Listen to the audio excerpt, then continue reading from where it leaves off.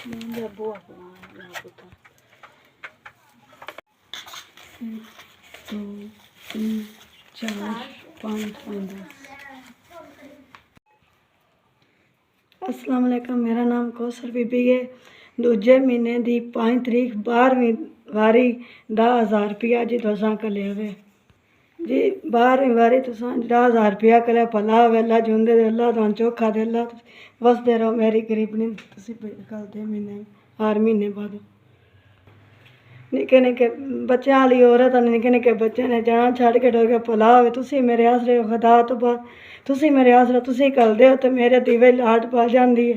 भला अल्लाह जी तुहां चोखा दे, मैं बड़ी खुश हो जानी हाँ। मेरे बच्चे भी तो मैं भी जी तुहाडे वास्ते बड़ियां दुआवां करनी। अल्लाह जी वसदे रहो, अल्लाह तुहाडे बच्चों की सेहत तंदरुस्ती दे।